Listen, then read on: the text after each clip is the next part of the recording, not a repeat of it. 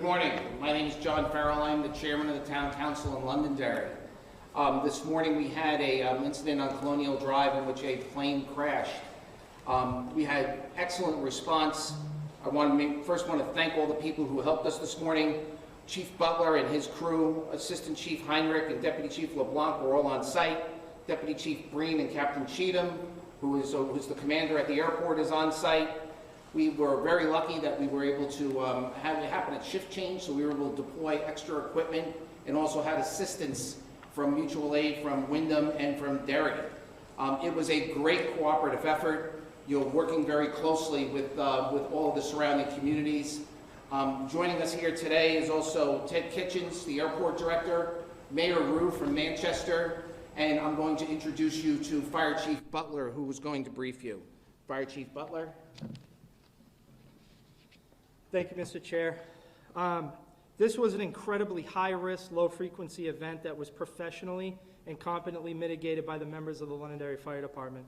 At approximately 07:30 this morning, Londonderry Fire Alarm received a call from a third party reporting a plane down in the area of Colonial Drive and Wiley Hill Road.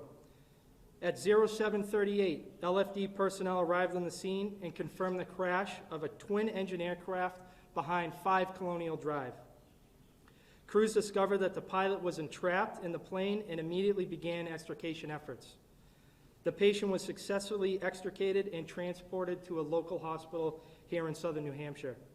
A unified command with Londonderry Fire, Londonderry Police, and the Assistant Director of the Manchester-Boston Regional Airport was established on the scene within minutes. At my request, once the life safety box was checked and mitigated, LFD worked with the Director of the New Hampshire Homeland Security, Rob Buxton, in contacting the State Police, the FAA, DES, and the DOT Aeronautics team for mobilization to the scene. At this time, there are no injuries reported to Londonderry Fire personnel, and that's all I have at this time. At this time, I'd like to introduce Mayor Rue for a few words. Mayor. Thank you. My name is Mayor Jay Rue from Manchester. I wanted to come down and make sure that I had shared my thanks for the incredible efforts and the communication and the collaboration that has occurred between the contiguous communities. I'm deeply appreciative of the response of the first responders to be on scene as quickly as possible, and very appreciative of just this entire collaborative effort that we have had thus far. And I'll turn it over to our Director, Ted Kitchens of the Manchester-Boston Regional Airport. Thank you, Mayor Rue. And just to give a little bit of background as to airport communications, similar to what the fire chief here at Londonderry mentioned. So the Airport Communications Center was contacted by the Air Traffic Control Tower at Manchester-Boston Regional Airport at 07:25, advising of a pending aircraft emergency. Per our standard response protocol, our aircraft rescue and firefighting teams were put on standby, awaiting further information. So they responded to the runway environment and were awaiting further information. At approximately 07:28, the aircraft rescue firefighting team was further advised by Air Traffic Control Tower that an aircraft incident had occurred. Airport representatives led by Assistant Director Lou Elgazabal responded to the scene and to assist and support the Londonderry Fire Department and Londonderry Police Department in securing the site. The aircraft involved was Wiggins Airways Flight number 1046, a Beechcraft 99 aircraft, which had departed Manchester Boston Regional Airport en route to Presque Isle, Maine.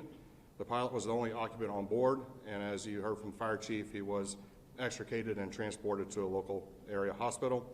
There was no report of any property damage or injuries to the personnel on the ground, and the airport remains open and operational at this time. There are no impacts to flight operations.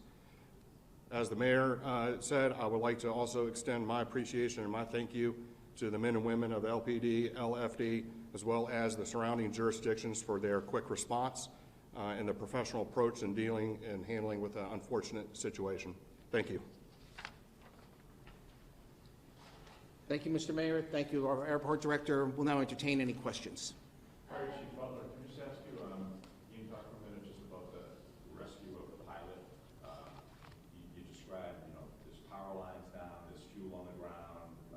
It must have been a difficult situation for the firefighters. It absolutely was. It was one of those situations where there's not a lot of experience, so that's where training comes into play. It was a challenging environment because, as you can imagine, the fuselage is very compromised and damaged, so getting access to the pilot himself through the crews and through the rescue tools was very, very difficult, but ultimately they pulled it off relatively quickly. So can you describe how you actually rescued him? I mean, he was in the cockpit and you had to get to the twisted metal to reach him? Yeah, that's correct. So the pilot was in the cockpit, and he was using the tools. The aircraft was removed around the pilot, and LFD personnel pulled him out through the front windshield into a stretcher and onto the ambulance. What kind of condition was he in at that point? I'm not willing to go into the patient's condition just for obvious reasons to protect the patient, but he was transported to a local hospital in southern New Hampshire, and I can tell you that he has since been transported to a Boston hospital at this time. Can you say he was responsive? He was responsive. Can you just talk about, I mean, you said this was a high-risk rescue. Was this his lucky day? Yeah, he ought to play the lottery for sure. This was a very significant emergency response that we responded to, and a lot of things could have gone wrong further than the aircraft crashing itself. So the mitigation efforts were very, very impactful and successful in this case. I have a question for the airport director. That 725 emergency call that came in, can you tell us what the emergency was as it's happening in the air? It was just a pending aircraft emergency. We don't usually get that information. It's just to notify our aircraft rescue and firefighter teams that there is an issue and that they need to go ahead and pre-position themselves in case there is an incident at the airport. And then just for, like in layman's terms, you said the flight was going to Presque Isle. Correct. Was it enjoyment? What was the mission? What was the purpose? The aircraft operator in question usually operates as what we call a small package cargo carrier. So cargo that comes into Manchester then gets put into smaller aircraft that go throughout all of northern New England, and Presque Isle is a normal location for this aircraft. Do you know roughly how many miles it was from the airport? I don't know exactly, but I seem to recall it's about 5. 4 to 5 miles. Yeah, 5 1/4, right around there. Yeah. How often does Wiggins fly out of Manchester Boston Regional Airport? Daily operations are right around 15 to 20. That one service gets to 20 flights a day? On different aircraft, yes. Gotcha. Yes. So just to be clear, the pilot took off and there were no problems, or at what point did he radio the tower that he was going to have to make a crash? It's my understanding it was shortly after takeoff that he radioed the tower. That he was, I mean, was he instructed to turn around and come back? I don't know that. That's going to come out in the investigation led by the NTSB and the Flight Services District Office, what we call the FSDO. They'll get into that and release a report at the right time after they review all the logs. How much fuel was cleaned up at the actual site? I'll defer to the chief on that one. We had indications that there was roughly 250 gallons of jet fuel on board, which is now making its way into the territory. So that's why we had the hazmat team come in to start conducting that hazardous mitigation as soon as possible. I was down there at the scene and I was told that the area was well in water. Is that a concern to the town right now that there's jet fuel potentially going into the water? Mr. Chair. Water safety here in town is always a concern. We have a great level of confidence in the hazmat team and their duty to clean up. We'll be monitoring it closely. Anything further? Chief Butler? Yes, sir.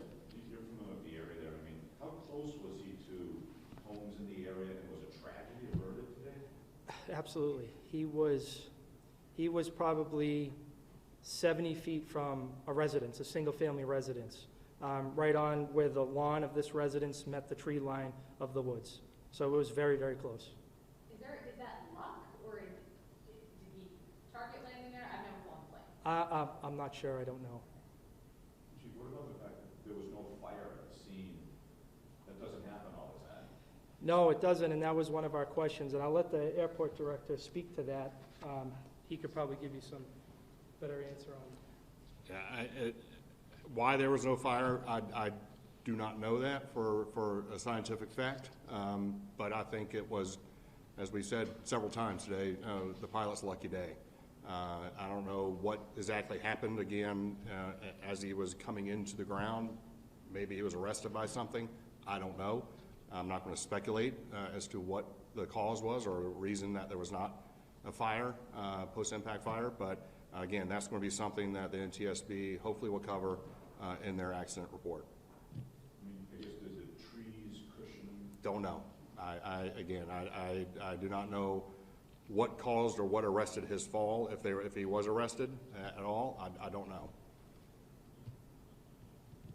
Are there any homes that are currently without power because of the power lines that were hit? I don't know, Chief, or you want to handle that one? Yeah, roger that. The last report that I received is that all homes in the area do have power at this time, yes, and that the roadways are safe to operate Wiley Hill and Colonial Drive. Yep. Chief, the pilot is the one that called 911? The pilot is one of the callers of 911, yes. So he was trapped in the wreckage and he was able to grab his phone and call for help? My understanding, yes. And your reaction to that? It's a lucky day, really lucky day. It's not every day a pilot is mangled in a plane and calling for his own help. No, and then we had received an additional caller from an Eversource worker in the area who was the third-party caller stating that there's a plane down in the woods in the area of Wiley Hill and Colonial Drive. You want to play the lottery, or are you recommending everyone else play the I mean, I think we all should play the lottery, but, Gene, yes, sir. you mentioned this is a low frequency event. How often do you guys do this kind of training? I'm sure you guys at the airport is something you do semi-regularly to be ready for this kind of event. We do. We do what's called ARF training. We try to do it on an annual basis. And with the relationship that we have with the Manchester-Boston Regional Airport's crash fire team, we're able to have a lot of good training, a lot of mutual aid and interagency operability between the two. Just double checking, Eversource worker was in the area working at the time when this saw the crash. That's correct. That's correct. Captain, can you talk about the investigation of how that works, who handles all that? We're not going to comment on the investigation right now, but we, as Fire Chief Butler said, we notified the Department of Safety, State Police, and made additional notifications to our in-state transportation partners as well as the Federal Aviation Administration. Most of that was handled through airport leadership, and I know that those folks were all responding to the scene and conducting their investigation. But other than saying that they've all been notified and they are involved, we're not going to comment on this at the investigation at this time. Great. Gentlemen, unless there's anything else to say? Any further questions? We'd just like to close with saying we want to thank Mayor Rouet for being here. We love the support and the relationship that we have with Manchester. We work very cooperatively together and look forward to working with him and his administration. So thank you.